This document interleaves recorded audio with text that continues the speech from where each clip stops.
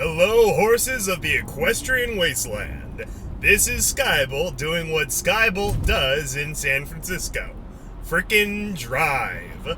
Yeah, hello. It's a nice little morning drive, and but this is probably one of the most quiet times that I could really lay out everything that's going to be going on this weekend for you all, while not getting in an accident of all these insane frickin'.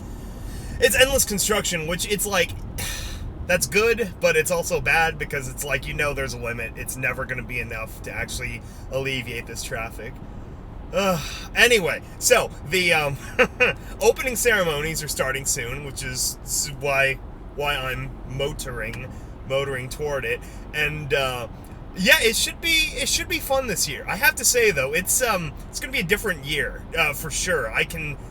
There's a sense in the air that they are definitely not well prepared. I don't know. Someone left, or they lost some kind of director or con leader that had their stuff together quite a bit more than the others who were left do.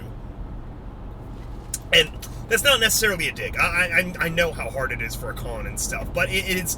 Well, for me personally, the biggest glaring thing is, instead of a con book this year, like a proper convention book, with the pages and the schedules and everything, we got this 11 by 17 freaking, like, print out back-to-back schedule, and that's the schedule, and apparently that's the con book, because I sure as hell haven't seen anything else, unless they surprise us with a nice big con book today.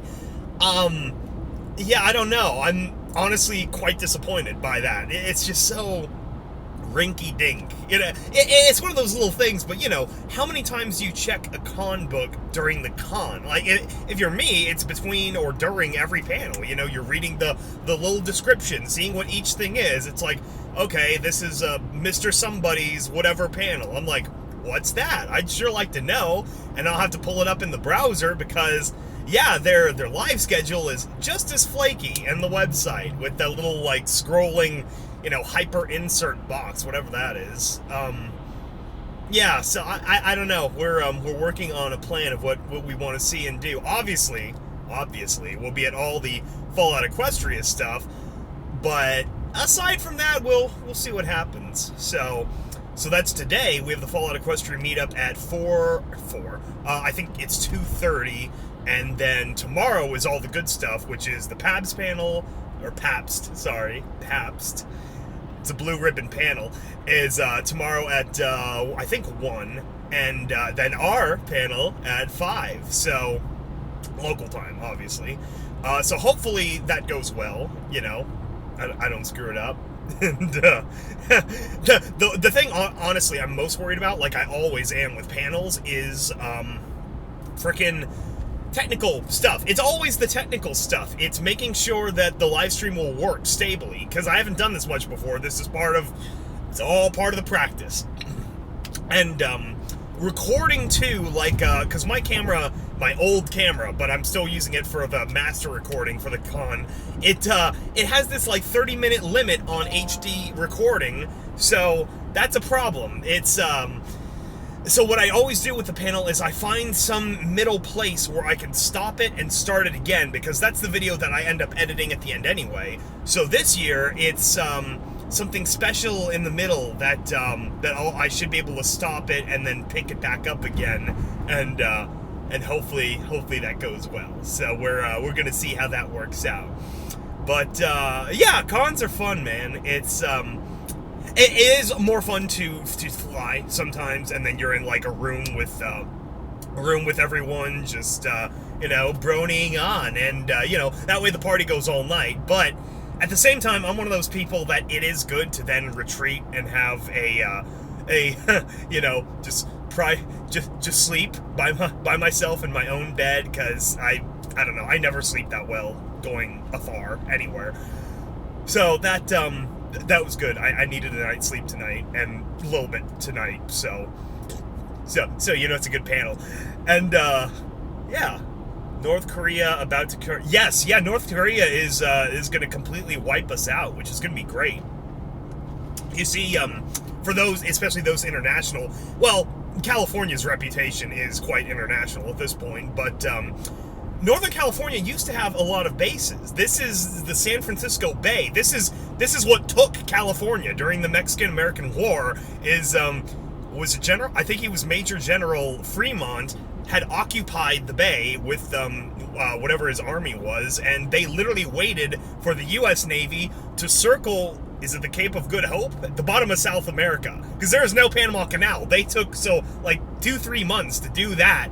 And then they got to the bay and secured Alta, California. So, this used to be a big military town. And then they scared it away in the 80s, especially during the Brat Commission, which shut down and relocated bases, stupidly.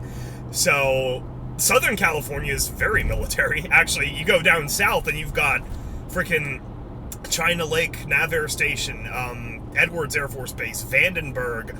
Luckily, Northern California still has one important base, which is Beale Air Force Base, and that's a NORAD base. They got a big dish facility there and a whole bunch of stuff for tracking the crazy things. But as far as intercept missiles go, I think that's either at Vandenberg or I guess it'd be submarine base, which I'm hoping they're patrolling, because this is an easy target. There's no military here, motherfucker. So yeah, if I die this weekend, we'll get to, I'll keep vlogging. We'll do live action radioactive decay and my skin falling off and everything. It's gonna be fun. So look forward to that if that happens.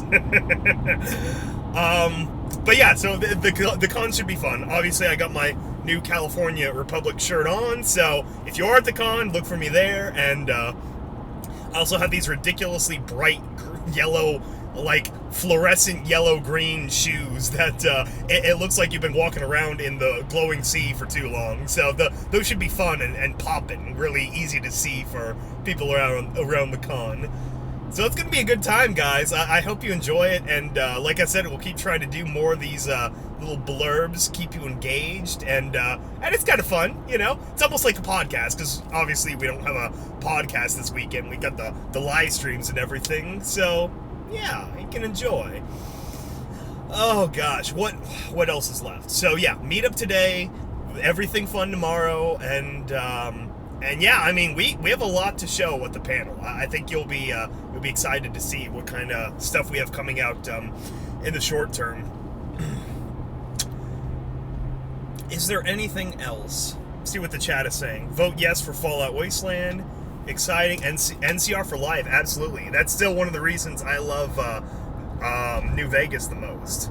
What the fuck, Vermont? Yeah, I know, Vermont. What the fuck? Oh, no, that's disgusting. I can't believe he's watching. I thought it was bedtime for him. I'm not clear on the time zones right now. Scrolling through the comments.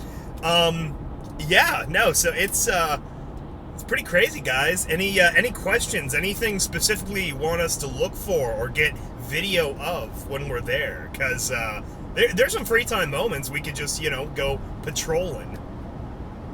I'm looking at you, chat. What you want? It's like Remote Con or Shadow Con. Actually, those are probably both things. I shouldn't say that out loud. I did hear a story yesterday. This from Needle Stitch, but I'll scoop her on it and tell you the story about. I guess they changed locations for Everfree Northwest because it wasn't a BronyCon. It was some kind of fur con or furry con. Some kind of furry con. They went to the same hotel that Everfree's been at for 4 or 5 years now, and yeah, they kind of messed things up bad. They went a little bit too far in some places. Some places like having glory holes in the bathrooms. So obviously that's a little bit too far, and yeah, so that completely freaked out the Hilton SeaTac Airport people completely. So anything that even has a whiff of fur or animal con, that got the kibosh. So I don't know where Everfree is this year, but apparently, yeah, they had to get a new location. So that's great. Frickin' furries. It's like we're not even 100% the same at all in terms of fandom. Yes, there's the crossover, but I mean, come on, guys. Why? Why do you have to have your animal glory holes in a public normal hotel? You know, that's the important thing of cons. Don't scare the normies, okay? Treat the normies with respect because they are, you know, not the stewards, but you don't want to leave a bad impression of us on them for their lives. And you can tell certain cons how much they hate or are okay with you. Like, I'll never forget that one year I went to BronyCon before Baltimore turned into a failed state. Was everyone who worked at the Baltimore Convention Center right there on the wharf? They hate us. They really hate us. Every time I went to a vendor, you know, a food person or the Starbucks or whatever, they have this like 1,000-yard glare in their eyes, like they're frickin' Samurai Jack looking at one of Aku's minions. I mean, just this well of hatred that you could see pouring out of them. Versus BABSCon, which generally they seem to enjoy us. Now, obviously San Francisco's a bit of a different culture in that sense, but I feel like, I don't know, they must treat them well enough. They probably pay a big stipend to hold it here, so yeah, it should be fun. Never been to a convention or anything. Yeah, I've been to a ton of these now, so I could give you the, you know, quick rundown whenever it's relevant. More Vermont. That's the problem, is we don't have, what is it, $2,000-$3,000 to fly you here? So we'll figure out a time. Sometime we're gonna all be at a con together. It's gonna happen, one way or another. Okay, guys, I think I'm almost there, so I'll let you go, and we'll talk more when we're actually at the con, okay? Okay, bye-bye.